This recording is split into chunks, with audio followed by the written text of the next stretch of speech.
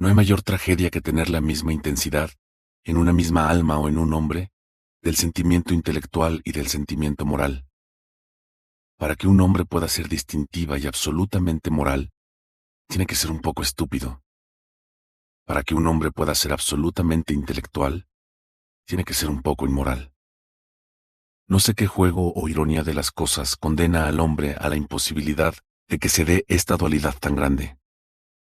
A mi pesar, esta se da en mí. No fue el exceso de una cualidad, sino el exceso de dos lo que me mató en vida. Siempre que en cualquier situación tuve un rival o la posibilidad de tener un rival, enseguida renuncié sin vacilar. Es una de las pocas cosas en la vida de las que nunca dudé. Mi orgullo nunca soportó que compitiera con otros, con el pavoroso añadido de la posibilidad de la derrota. Tampoco pude participar nunca en juegos de competición. Siempre perdía con rencor y despecho. ¿Por considerarme superior a todos? No, nunca me consideré superior en el ajedrez ni en el whist. Por simple orgullo, un orgullo desbordante y sanguinario que ningún esfuerzo desesperado de mi inteligencia puede contener ni apaciguar. Siempre me aparté del mundo y de la vida, y el embate de cualquiera de sus elementos siempre me hirió como un insulto a media voz, la rebelión súbita de un lacayo universal. Lo que realmente me indignaba de mí mismo en esos momentos de dolorosa duda, en que yo ya sabía desde mucho antes que no habría solución ninguna, era la intromisión del factor social en el juego desequilibrado de mis decisiones.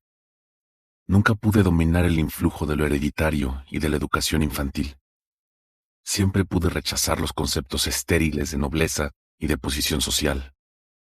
Nunca los pude olvidar. Son en mí como una cobardía que detesto, contra la que me rebelo, pero que me ata con lazos extraños a la inteligencia y a la voluntad. Tuve un día la ocasión de casarme, acaso de ser feliz, con una muchacha muy sencilla, pero entre ella y yo se interpusieron en la indecisión de mi alma 14 generaciones de varones, la visión del pueblo riéndose de mi boda, el sarcasmo de los amigos que nunca fueron íntimos, un desaliento hecho de nimiedades, pero de tantas nimiedades que me pesaba como si hubiera cometido un crimen. Y así fue como yo, hombre de inteligencia y desprendimiento, perdí la felicidad por causa de los vecinos a los que desprecio. El modo en que vestiría, las maneras que tendría, cómo recibiría en mi casa, donde quizá no tendría que recibir a nadie, las torpezas de mis frases o de mi actitud, que su cariño no me podría hacer olvidar y que su dedicación no podría ocultar. Todo esto se alzaba ante mí como una aparición de cosas serias, como si fuera un argumento, en las vigilias en que me debatía entre el deseo de tenerla y la vasta red de imposibilidades que siempre me ha enmarañado. Recuerdo todavía, con una precisión en la que se entremezcla el perfume vago del aire de primavera, la tarde en que, meditando sobre estas cosas, decidí renunciar al amor como si renunciara a un problema irresoluble. Fue en mayo, un mayo de verano suave.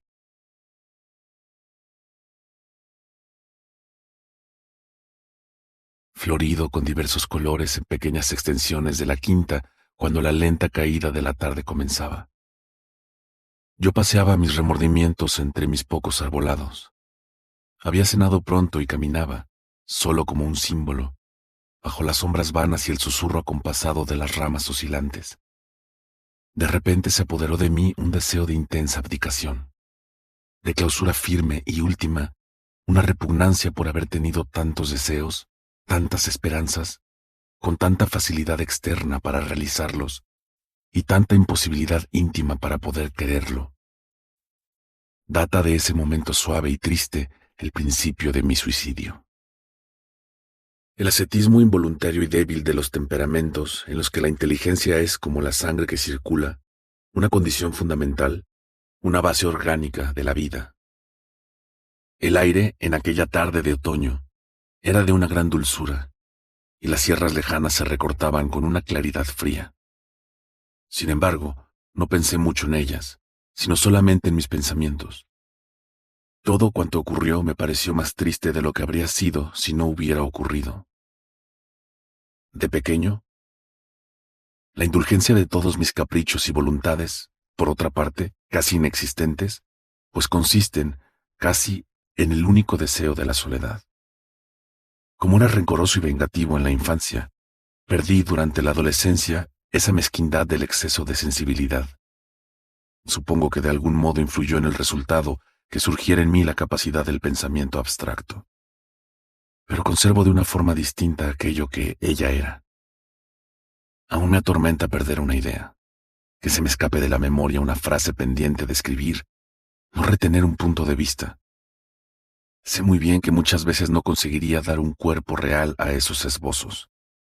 Pero existen unos celos de mí mismo, una avaricia de lo abstracto, y he notado que la avaricia y el espíritu de venganza, tal vez por ser dos formas de mezquindad, tienen parentesco y sangre comunes. Ideas bruscas, admirables, fraseadas en parte con palabras intensamente propias, pero desunidas, que se habrán de coser luego, que podrían erigirse en monumentos, pero la voluntad no las acompañaría si tuviera la estética por compañera y no se quedara en párrafos para un cuento posible. No serían más que unas líneas de apariencia admirable, pero que en realidad solamente lo serían si en torno a ellas se hubiera escrito el cuento del que ellas eran momentos expresivos, expresiones sintéticas, relaciones. Algunas eran expresiones del espíritu, admirables, pero incomprensibles sin el texto que nunca se escribió. Pongo fin a una vida que me pareció que albergaba todas las grandezas, cuando solo vi que albergaba la incapacidad de quererlas. Si tuve certezas, siempre recuerdo que todos los locos las tuvieron mayores. El escrúpulo de la precisión, la intensidad del esfuerzo para ser perfecto, lejos de ser estímulos para actuar, son facultades íntimas para el abandono. Más vale soñar que ser. Es tan fácil verlo todo conseguido en el sueño. 1000 ideas juntas, cada una un poema que crecían en balde. De tantas, no podía ni acordarme de cuándo las tuve, y menos cuando ya las había perdido. Las pequeñas emociones permanecieron. Una brisa en una parte tranquila del campo parece que me turba el alma. Una ráfaga lejana de la música de la filarmónica de la aldea me recuerda sonoridades más allá de los efectos de todas las sinfonías.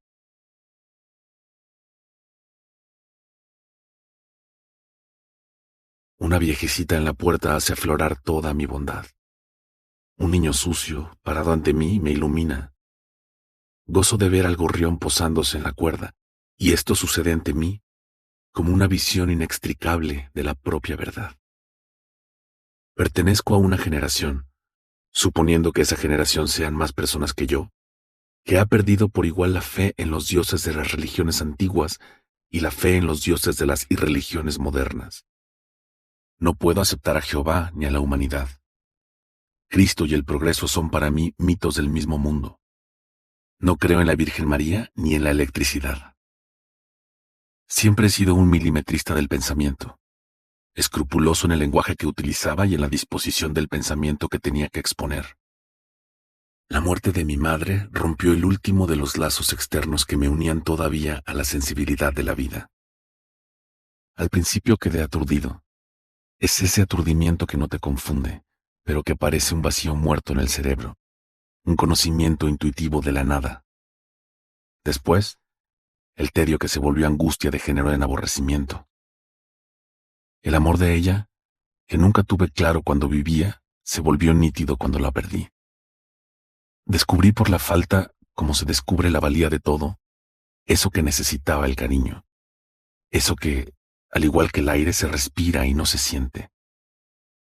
Tengo todas las condiciones para ser feliz, salvo la felicidad. Las condiciones están desligadas unas de otras. Soy la madurez de la que René fue la adolescencia. No cambia el género, sino la especie. Es como la mente que se vuelve sobre sí misma, como la insatisfacción. Los adolescentes tienen, detrás de todos sus desasosiegos, el impulso ciego que los conduce a la vida. Rousseau, pero dirige Europa. Chateaubriand sufrió y soñó, pero fue ministro. A Vigny le representaron algunas de sus obras. Antero difundió el socialismo. Leopardi fue filólogo. Aparto la pena sin apartarla y veo, por la ventana abierta al campo nocturno, la luz de la luna alta y redonda que da al aire un nuevo aspecto. ¿Cuántas veces una vista como esta me acompaña en meditaciones sin fin, en sueños sin propósito, en vigilias sin trabajo ni discurso? Siento el corazón como un peso inorgánico. En el silencio enteramente negro de las auroras quedas, su perfil se recorta como si hubiera verdad. La conducta racional en la vida es imposible. La inteligencia no establece reglas. Y entonces comprendí lo que hay oculto tras el mito de la caída. Me alcanzó la mirada del alma como si un relámpago alcanzara la del cuerpo, el terrible y verdadero sentido de aquella tentación por la cual Adán comió del árbol llamado de la ciencia. Desde que existe inteligencia, toda vida es imposible. Mi abandono íntimo de toda especulación metafísica, mi náusea moral ante toda sistematización de lo desconocido, no proceden, como en la mayoría de los que coincidirían conmigo, de la incapacidad para especular. Lo he pensado y lo sé. Establecí, antes de nada, una especie de epistemología psicológica. Creé, para uso de mi entendimiento, dos sistemas, un criterio analítico de los productores. No quiero decir que haya descubierto que una filosofía no es más que la expresión de un temperamento.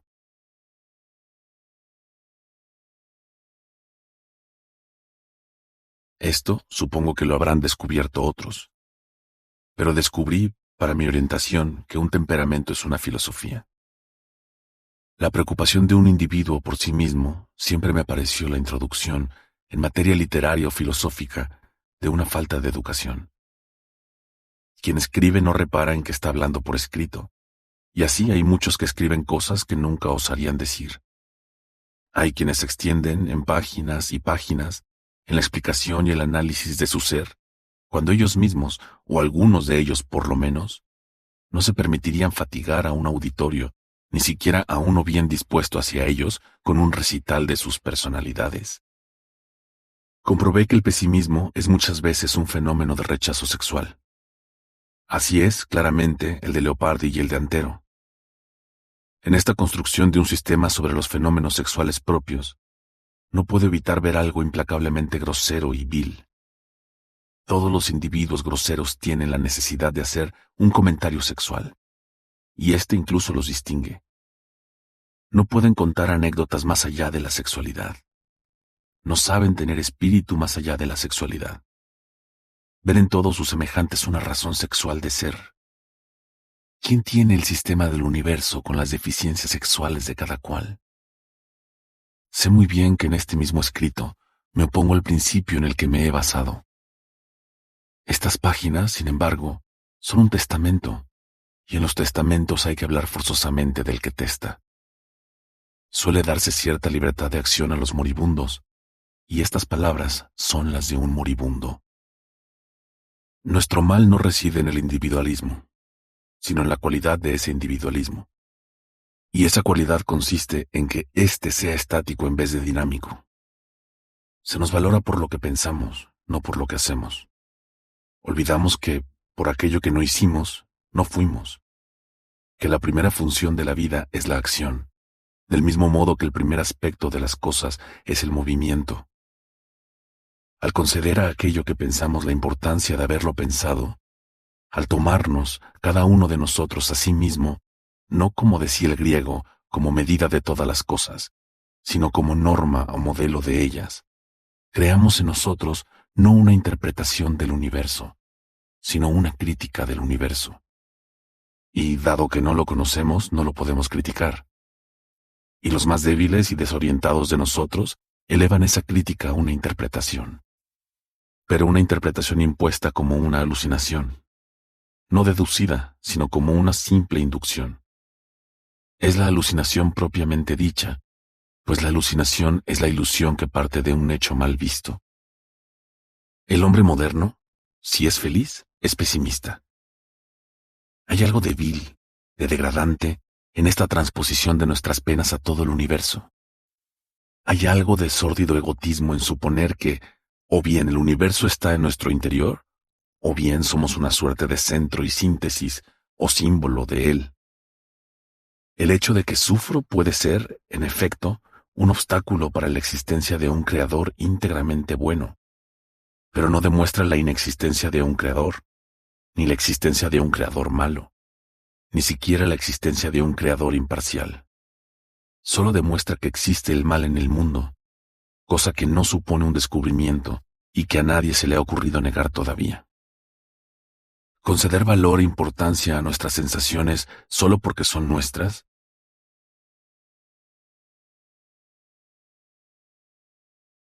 Esto lo hacemos consciente o inconscientemente. Esta vanidad hacia adentro, a la que llamamos tantas veces orgullo, como llamamos a nuestra verdad las verdades de todas las especies. El conflicto que nos quema el alma, Antero lo expresó mejor que ningún otro poeta, porque tenía tanto sentimiento como inteligencia. Es el conflicto entre la necesidad emotiva de la creencia y la imposibilidad intelectual de creer.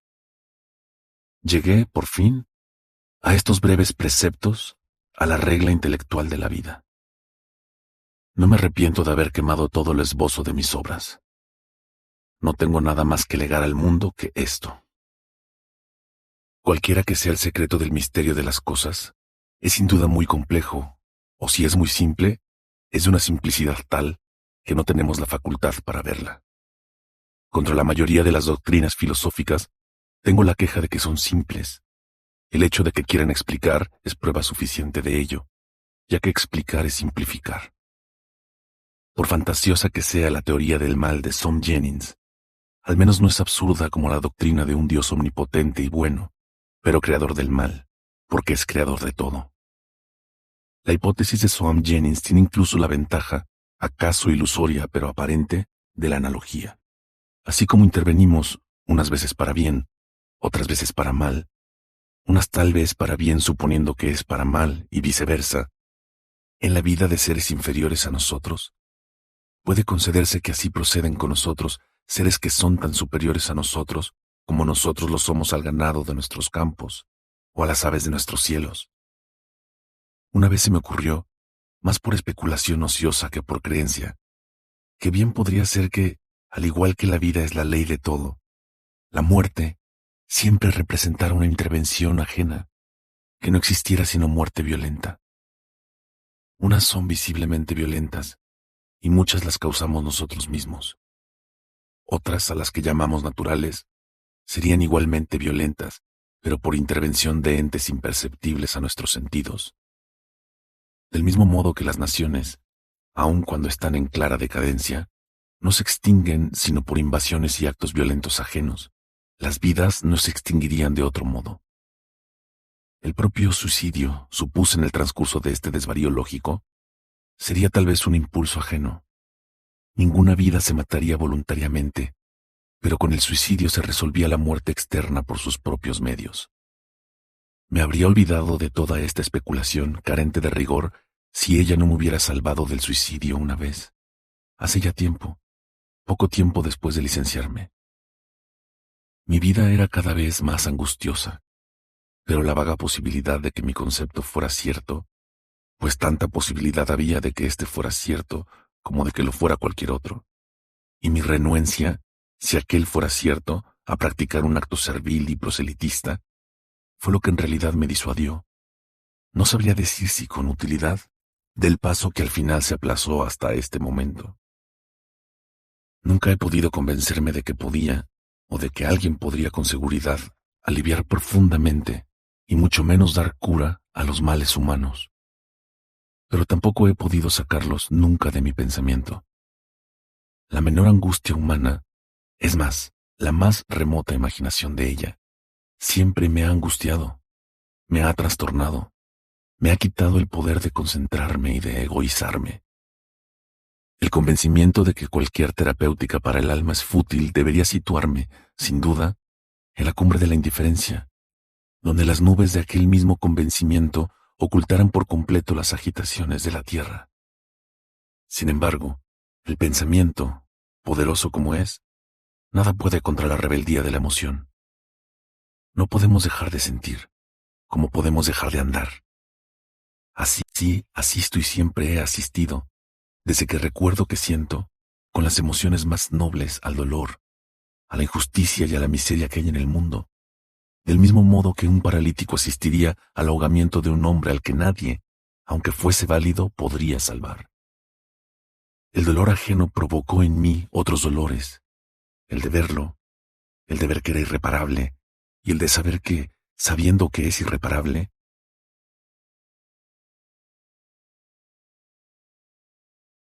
empobrece incluso la inútil nobleza de querer repararlo. Al final, mi falta de impulso ha sido siempre el origen de todos estos males. El no saber querer antes de pensar, el no saber entregarme, el no saber decidir del único modo en que se decide, con la decisión y no con el conocimiento. El asno de Buridán que muere en la bisectriz matemática de la calidad de la emoción y de la paja del esfuerzo, pudiendo, si no pensara, morir, pero no de hambre ni de sed. Todo cuanto pienso o siento se vuelve inevitablemente como una inercia. El pensamiento que para otros es una brújula para actuar, es para mí un microscopio de esta, que me hace ver universos que podría atravesar cuando un paso bastaría para recorrerlos. Como si el argumento de Zenón sobre la intrasponibilidad de cualquier espacio, que por ser infinitamente divisible es por tanto infinito, fuera una droga extraña con la que me hubieran intoxicado el organismo espiritual. Y el sentimiento, que en otros se introduce en la voluntad como la mano en el guante o la mano en la guarnición de la espada, en mi caso siempre fue otra manera de pensar, fútil como una rabia que nos hace temblar hasta no podernos mover. Una especie de pánico de la exaltación que, como el pánico, clava al suelo al medroso a quien el propio miedo debería hacer huir. Toda mi vida ha sido una batalla perdida sobre el mapa. Ni siquiera tuve cobardía en el campo, donde tal vez no la habría tenido, sino en el despacho del jefe del Estado Mayor, siempre aislado y con su convicción de la derrota. No se atrevió con el plan, porque habría de ser imperfecto. No se atrevió a hacerlo perfecto, aunque no habría podido serlo en realidad, porque la convicción de que no sería perfecto anuló la voluntad con que éste, aunque imperfecto, siempre se podría intentar. Tampoco se me ocurrió nunca que, aunque el plan fuera imperfecto, pudiera ser más perfecto que el del enemigo. Y es que mi verdadero enemigo, victorioso sobre mí en nombre de Dios, era aquella misma idea de perfección que aparecía más que como todas las huestes del mundo, como la vanguardia trágica de todos los ejércitos del mundo. Cuando en París me batí en duelo con el marqués de Plombières. Es cierto, considero el duelo un absurdo. Sin embargo, me pareció que habiendo vivido siempre como todo el mundo, bajo la aceptación, voluntaria o involuntaria, de las convenciones sociales, gozando por el prestigio social de mi título, de sus ventajas, era indecente eludir el ejercicio de una de ellas por ser esta la única que me hacía correr un riesgo. Lo abstracto siempre ha sido para mí más impresionante que lo concreto. Recuerdo que de niño no tenía miedo de nadie, ni de los bichos, pero sí que tenía miedo de los cuartos oscuros. Recuerdo que esa aparente singularidad desorientaba la psicología simple de lo que me rodeaba. Asimismo, al contrario del hombre corriente, siempre he tenido más miedo a la muerte que a morir. Despreciaba incluso y desprecio el sufrimiento. Siempre sentí más aprecio por la conciencia que por las sensaciones agradables de mi piel. En la única operación quirúrgica que me hicieron hace poco, la amputación de la pierna izquierda, rehusé ser anestesiado. Solo acepté una anestesia local. Si hoy me dirijo a una muerte voluntaria, es porque el del condenado ya se me hace imposible. El dolor moral no es lo que me lleva a matarme, es la vacuidad moral en que se basa el dolor. El estado de mi alma es aquel en que se basan los grandes misticismos, las renuncias trascendentes. Estos, sin embargo, se basan en la fe, y yo no tengo fe. Incluso el no tener fe, o el no poder o no saber tenerla, constituye la base de ese vacío propio de la conciencia del mundo. Pero la consideración de que era mucho más probable ser herido que me mataran me hizo callar el comentario al respecto. Nunca he temido al sufrimiento, más bien lo despreciaba o, más bien, solo me preocupaba.